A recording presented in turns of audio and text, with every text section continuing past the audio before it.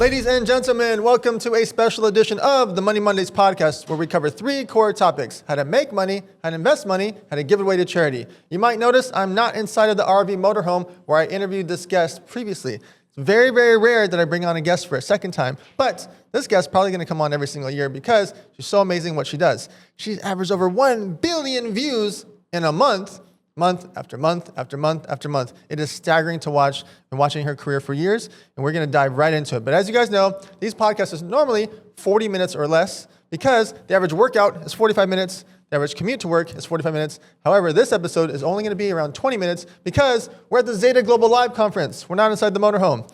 Downstairs, there's over 2,000 chief marketing officers and CEOs of different brands that are learning here today for this big one-day conference called Zeta Global Live. I will be interviewing Adley on the panel very shortly, so we're going to get out of here. But this episode is going to be 20 minutes, so we're going to dive right in. Adley, give us the quick 2-minute bio so we can get straight to the money. All right. Hey, guys. Good to be back with you. My name is Adley, and I'm a viral video engineer. And no one just comes out of the womb becoming a viral video engineer. So naturally, I started with pranks.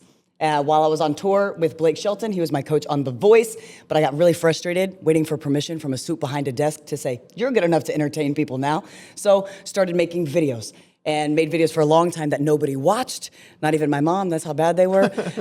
And so kept making content just because I loved the story of it. I loved being able to entertain direct to consumer, and we got the data back so much faster versus music or songwriting. If you guys are familiar with the arts, you're building catalogs and waiting for somebody to say, this is good, now is your time. But with video, you don't have to do that. Whether you're marketing, advertising, you can get the feedback so much quicker. So I started doing that in 2020. We were averaging about 20 million views a week.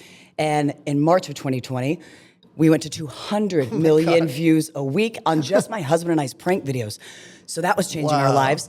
But as a storyteller, I was like, man, what else do people watch? They're watching cop chases. They're watching dramas of Karens and these soap operas. Why don't we recreate that for social? So we started doing that. But nobody was used to watching scripted on social. Right. So we got away with it for a very long time before everybody started calling fake on everything.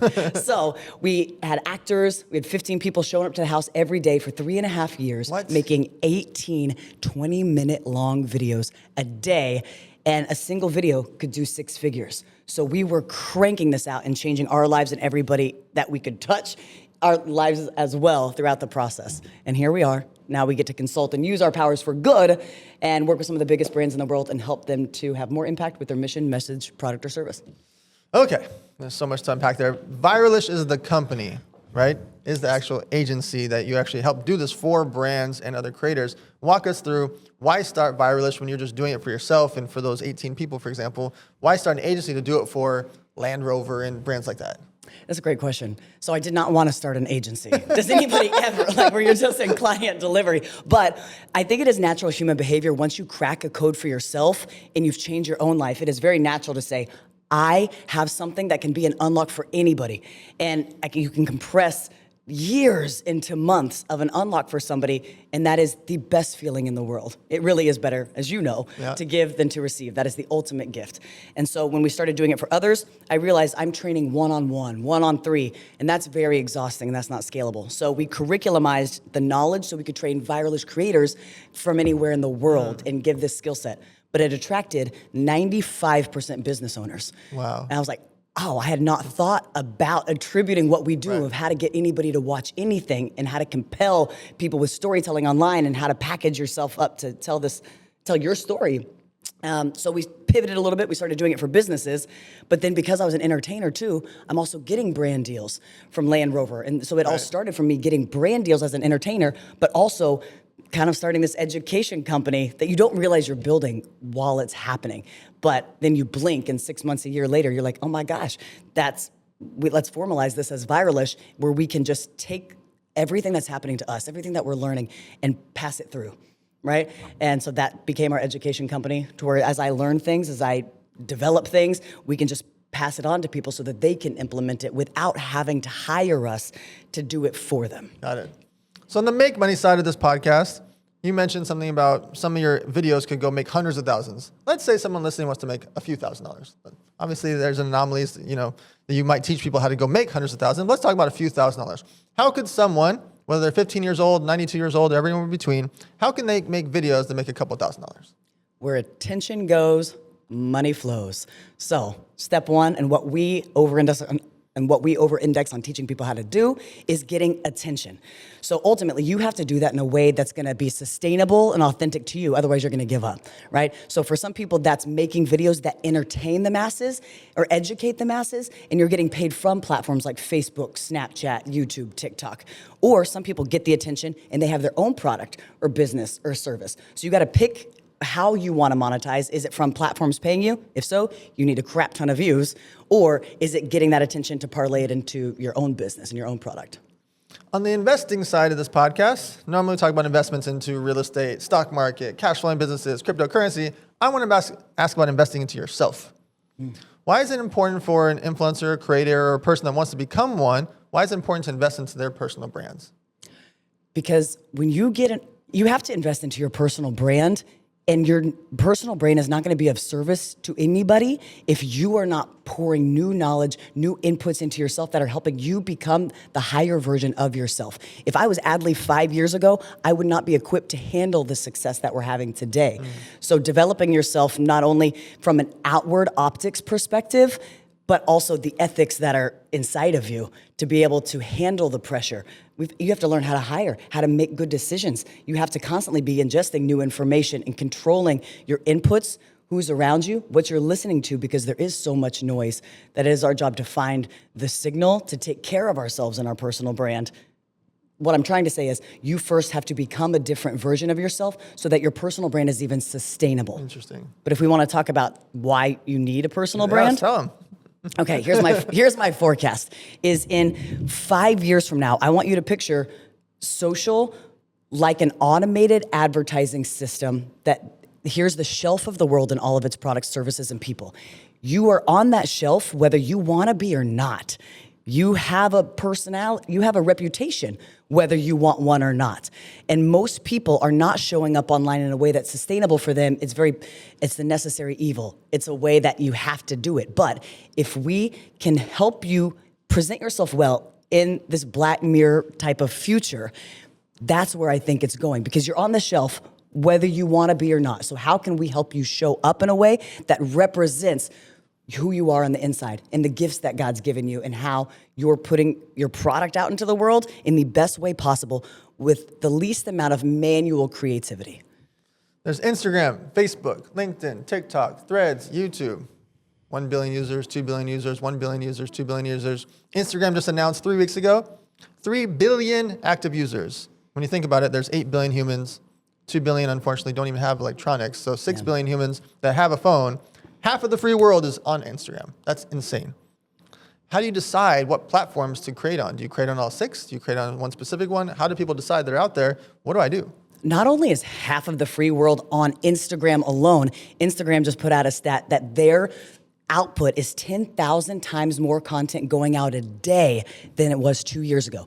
What? 10,000 times more.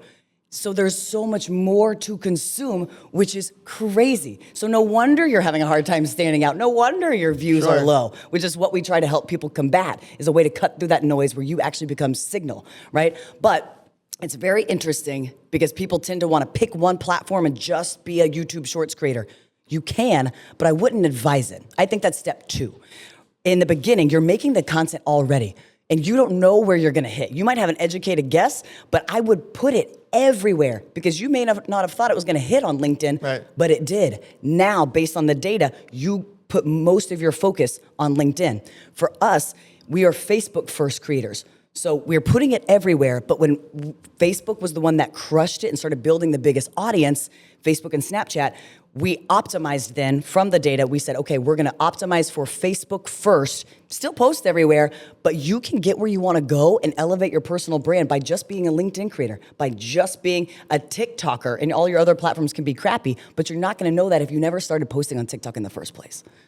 All right, so the charity side of this, why do you think it's important for influencers or brands to have some type of charity component to their world, to their ecosystem? Because your gifts are not for you. They're not for you to feel cool about yourself and just feed your ego, right? Our gifts are given to us, and our job is to refine them, to literally pay them forward and leave something in the world that makes it a better place. That's why we have unique gifts. And you're such a good example of that, and somebody that I aspire to be more like, because you are the true epitome of a river and not a reservoir. And that goes with money, that goes with fame, that goes with everything that comes to you. If you operate from scarcity and you just hold on to it, like I'm never gonna have this again, this will be all you ever have. But if you understand that it is not yours to begin with and you let it flow through you like a river and you don't become that reservoir, more will be given to you. And so whether it's charity, whether it's meeting a need and just being able to see that whenever it presents itself to you, I think it's not only just our duty to try to be a good person, but it's also how we're uniquely wired. All right, where can people find you? Where can they find Viralish? Where can they find your whole ecosystem and world? Adley. My name is Adley, it's Adley, and it's pretty much Adley on every single platform, except for YouTube. If you look up Adley, I will never win on YouTube. There's a 10-year-old who's been at it since the day that she was born. Let's make her an offer she can't refuse. Yeah. Oh, man. So Adley Kinsman on YouTube or Viralish. What about Blake? He's crushing it now too. What's going on there? Yes, so we got my husband into this go yet. world. Hold on. Tell me about Blake. What's going on? So my husband, he's an engineer by trade. So he was developing hospitals. The least creative person that you can imagine, but he was proof to me and many others that this is a muscle you can build. So because he's an engineer, he would look at our formula for creating content that stands out. And when we're doing billions of views, we have over 62 billion data points. Way more than that. That's just views. Think of all the data points inside those views. But he would look at it like an engineer. Like a beautiful mind. Exactly right. And so he's like, oh, I see what's happening here. I can make videos go viral very easily, and I bet I don't even have to say a word.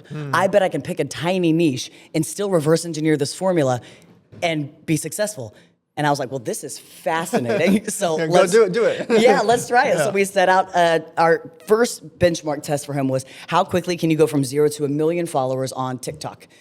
4 months, 29 videos, just using our formula. So he approaches it totally different than I do, and now we've blended a little bit, but he approaches it like a science because he doesn't like being on camera. But it is case in point to me that anybody can do this when you just follow a proven path. And so Blake and I have come together, and that is the mission of Viralish, is to make this accessible for everybody. And it should be. Learning how to master organic social, it is free. We are the greatest wave of free advertising the world has ever seen. And so everybody needs to master it because, again, you're on the shelf whether you want to be or not. So how can we help people present themselves in the best light possible and make it accessible to everybody without just using this formula to make rich people famous? So as you guys know, this podcast is designed to have blunt discussion about money. We grew up thinking it's rude to talk about money. I think that's ridiculous. We got to be able to talk about loans, taxes, finances. Should I rent? Should I lease? What happens if my friend borrows $600? What do I do? How do I get it back? Should I sign a contract? These are parts of our real life. Salary is part of your real life. Taxes and Ubers and the things you spend money are part of your daily life.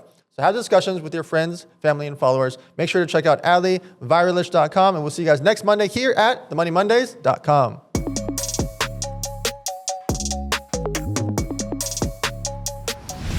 Ladies and gentlemen, welcome to a special edition of the Money Mondays podcast, where normally I'm inside of an RV motorhome driving around the country. But I'm here at the Zeta Global Live Conference because there's over 2,000 chief marketing officers and CEOs downstairs in this building during this live event. And so I caught one of them. This gentleman has had 54 locations and growing of a brand called Gregorys Coffee. As you guys know, we cover 3 core topics: how to make money, how to invest money, how to give it away to charity. What we like to do is keep these episodes to under 40 minutes, but because of the conference, this episode will actually only be around 22 to 25 minutes for your listening pleasure because we're at the show, we're at the conference, so we're gonna go back to back to back. And so without further ado, Gregory, give us the quick 2-minute bio so we get straight to the money. Sure. Nice to meet you. Nice to be here with you. Greg Zamfotis, founder and CEO of Gregorys Coffee, started in 2006, single store in Manhattan, New York City, focused on delivering amazing coffee in a volume setting. So it was novel at the time, and we were able to take that, expand across the country now, and deliver high quality coffee in a volume experience, and no sacrifices. Folks want great coffee, great experience, they want it fast, great products, and why have to sacrifice things if they don't have to? So that's what we focus on every day. It's worked for us. So there's thousands and thousands and thousands of coffee retailers that open up one location, maybe two if they're lucky. What made you stand out? What do you think was it about the brand that helped you scale to 54 locations and growing? Well, I think it started and stopped with me. I poured myself into this, and I was very passionate about everything we sold, everything we did, and it just felt authentic. There was nothing I was trying to do, sell, or create that I wasn't interested or passionate in myself. So if I felt like I wouldn't want to consume it or I wouldn't want to be a part of it, I wouldn't do it. So with that authenticity and my ability to sort of really push and lean into what I was interested in and loved, the brand felt authentic. The team was able to rally around me and what I was trying to do, and our customers connected with it. So when you create that sort of community, not only amongst our team, but our customers, we call them Gregulars, right? So I like that. Our Gregular community feels special and feels like they're getting something unique that they can't just bounce around and get elsewhere, right? So once I was able to cultivate that and create that culture, it became infectious, and that was sort of how we came to where we are today. So if you think back to location number 1 and you walk into location number 54, how different are those locations? Was there food items originally? Were the snacks? Was the size different? Was it 600 square feet versus 300 versus 800 square? Like, talk us through the difference between location number 1, location 54. So some things have stayed the same, right? The ethos that we're trying to really deliver amazing experiences to our guests and no sacrifices.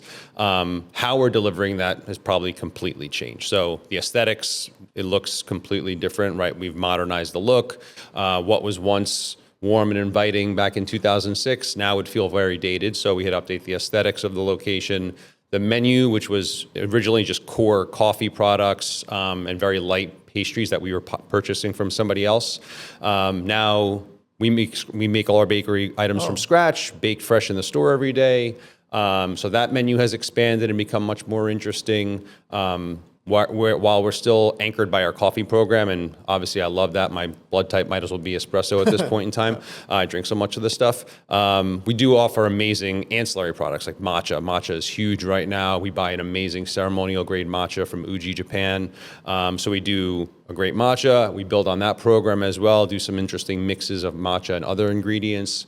We launched a line of energy drinks using like really clean ingredients, so 0 sugar, 180 milligrams of caffeine, things that you don't really find elsewhere. Because again, I didn't want to just do energy like other folks were doing it. I wanted to do it in a way that was authentic and what I would actually consume. So yes, the menu has changed. The experience has adjusted where now there's apps, there's mobile payment, order ahead, delivery. Those things certainly didn't exist 20 years ago in our space. But overall, the sentiment of trying to make amazing experiences and, our tagline was see coffee differently. I guess that hasn't changed in 20 years. So is it franchises, is it corporate owned? And how do you decide between, when wanting to scale, which one and which path you decide to go down? So I was very protective of the brand for a long time.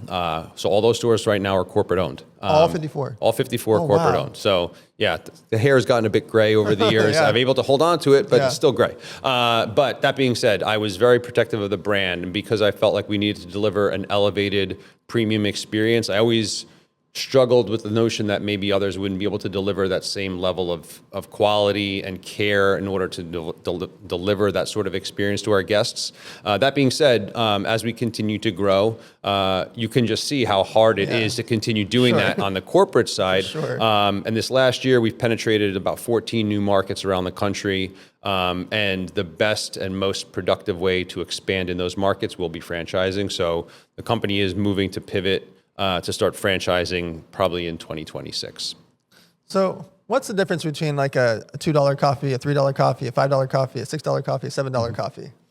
That's a loaded question, right? So obviously the cost of coffee has skyrocketed lately, so it's harder and harder to get to a $2 coffee. But the quality of ingredients you use, the care involved with the preparation, the training, the experience you're creating, the team. There's robots that are serving you coffee now, right? You could press a button and get a $2 coffee. I can't speak to the quality of what it might be like. Obviously, it's getting better over the time, but still, if you're having a highly trained barista using amazing beans and high quality equipment, really taking care to make sure they're delivering a high quality product every time, that's where the price starts to go up because you're validating it because you're delivering like a luxury experience, right? It's affordable luxury is how we like to think of it. You go to a bar, no-name pub, you order a glass of red wine at the bar, you have no problem paying $15 for a glass of wine that, you don't know about the vintage or anything special, but just because that's what you expect to pay. Coffee started at a much lower point, but, we're delivering an amazing specialty beverage made on demand to your spec in a busy environment. So the ability to start charging a bit more, what I believe is commensurate with what the value we're delivering, has been interesting to see over the years, and hopefully we'll continue to over-deliver on value, even no matter what we're charging. So someone's listening to this podcast and they're like, man, I want to open a Gregorys Coffee. What do I need to think about? How much ballpark money do I need? How do I pick a location? Like, how do I start a business like a coffee shop? So whether it's a Gregorys or other coffee shop, it all starts with, again, having a point of view and understanding like what you want to do and what you're interested in. Just kind of like me, if you're just here saying like, this looks like it's a good business and I think I could sell I have to sell 500 cups of coffee and I'm going to break even. It's going to be hard because this is a business about passion, about community, and creating third spaces for people oftentimes. Obviously, there's drive-through and convenience elements that I think are super important, but at the end of the day, if you don't have that anchor, the reason why people should care, because there is so much competition out there, that's going to be challenging. But it starts with having that care, that passion, that point of view of how you want to differentiate and how you want to pour yourself into that brand. And I can't deny real estate, obviously, is probably the second most, if not the most co-important item. Selecting the right locations, if a broker tells you, well, it's close to a great area, it's right around the block, and it's, $30 less per square foot, you don't want that. You need to be, because this is a volume business at the end of the day. So the more eyes that you have on your space, the better. Traffic. Yeah, you can't substitute that, and you can't always expect people to find you. You want to find the optimum location, make sure you're being economical with the rent that you're paying based on that, and then doing all the sorts of resources that you have at your disposal these days. There's so many tools from a data algorithmic set that you can pay people to tell you the quality of a space, less than just the traditional demographics, which are helpful. But if you really want to learn more and more about the types of customers that are coming in, not just the raw number, but where they're coming from, where they're going to.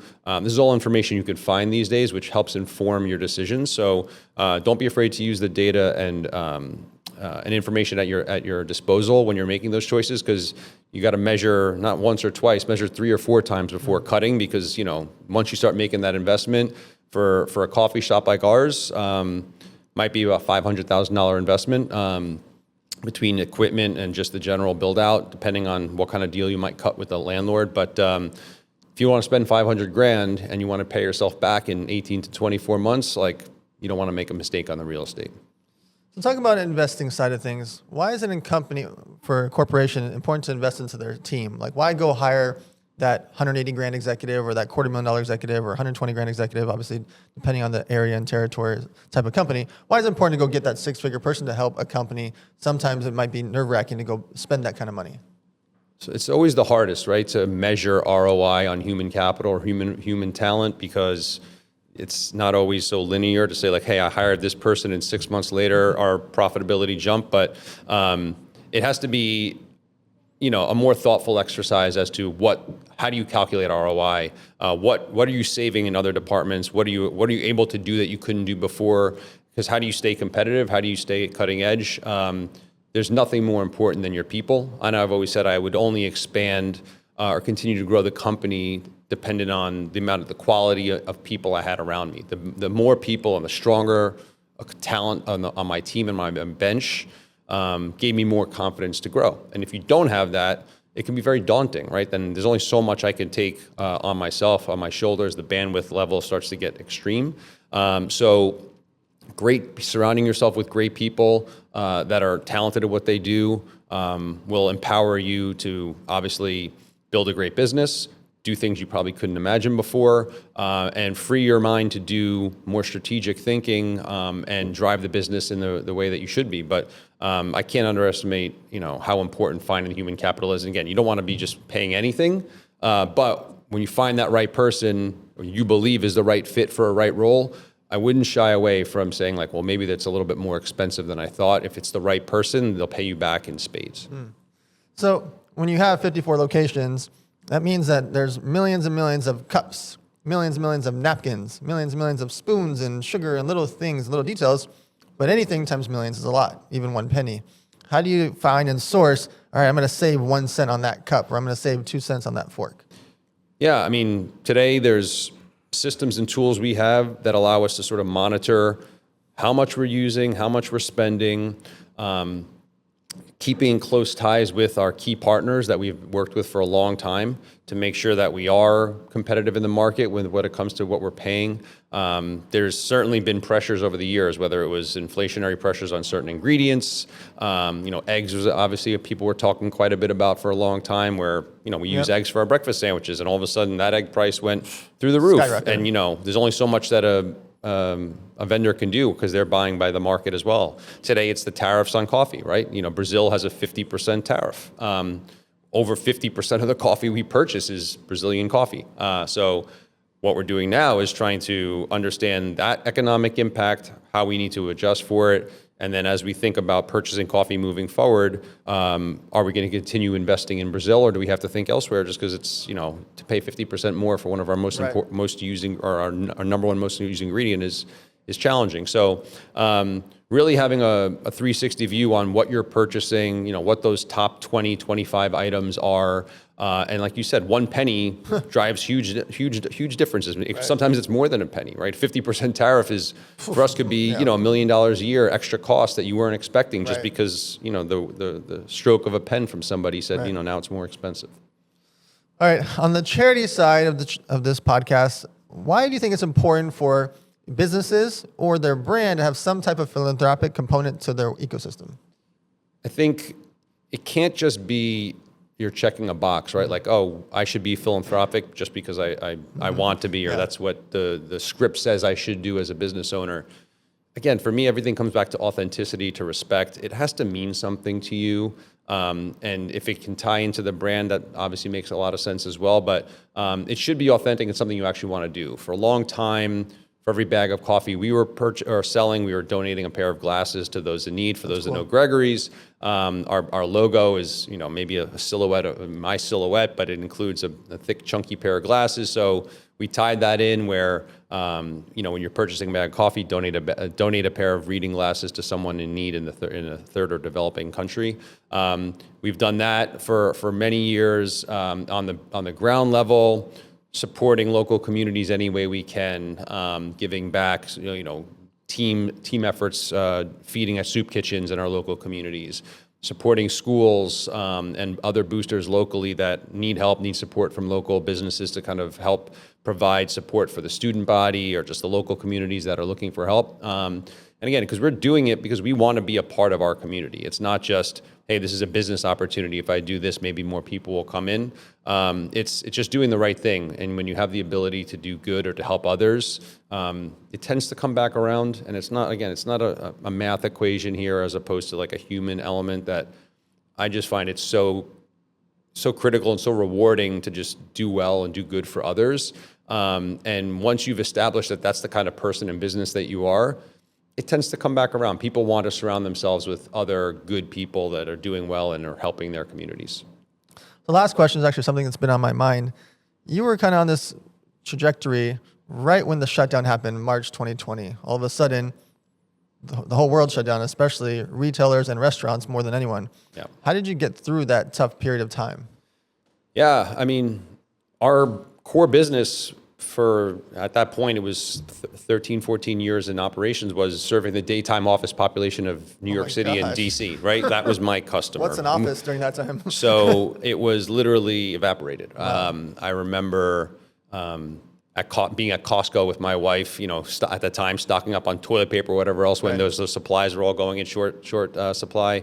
And I had an email ready to go that was the email that was going to be laying off, my team at the time. It was like, however, I think we had like 600 team members, and we were going to keep a small few on, but it was like 90% of my team. It felt like everything I had built over 14 years was just getting lit on fire. So probably one of the tougher moments I've ever experienced in my life, but sort of woke up the next day and just said, well, what are we going to do next? I had a very interesting conversation just the other day. I met somebody who was one of our regulars pre-COVID, and he reminded me of something that I did during those early days of COVID.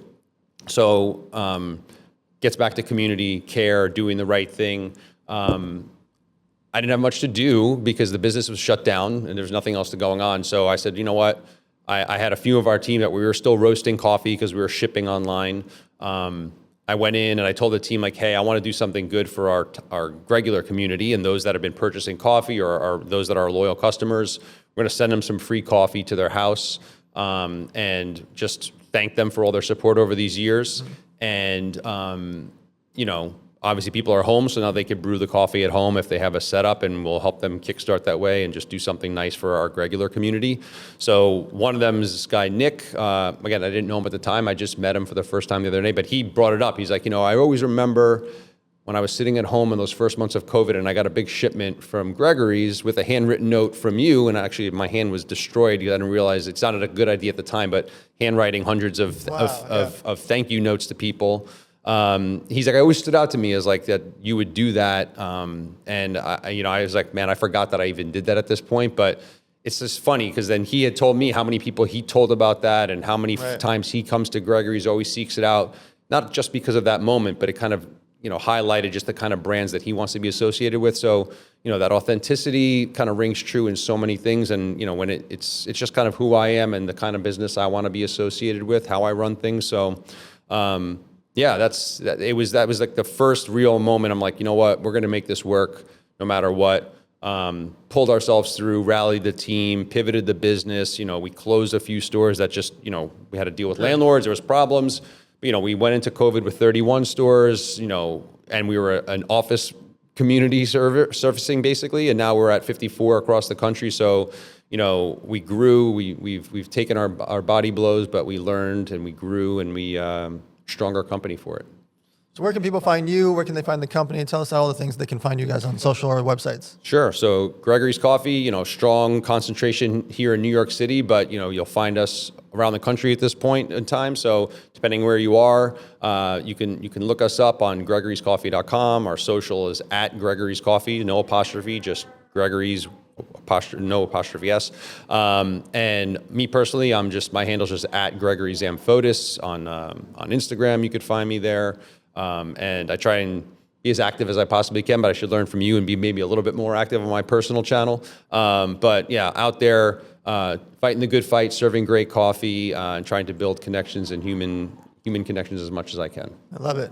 All right, guys, as you know, we cover these three core topics because it's for people in your past, present, and future. These podcasts are not just for you. You might have someone in your life that you go to dinner with or lunch with or go play pickleball with later, and they think about opening up a retail location or a restaurant, and you can refer them to this podcast with Gregory, and you might be able to blow their mind and change their life. I call that the butterfly effect. I didn't invent the butterfly effect. It's the concept to me that you could hand off this podcast to someone, and all of a sudden they learn or hear, or they research and go down the rabbit hole, learning about what Gregory did to build his chain that might help them with their future chain. I appreciate you guys. Check us out next Monday here at themoneymondays.com.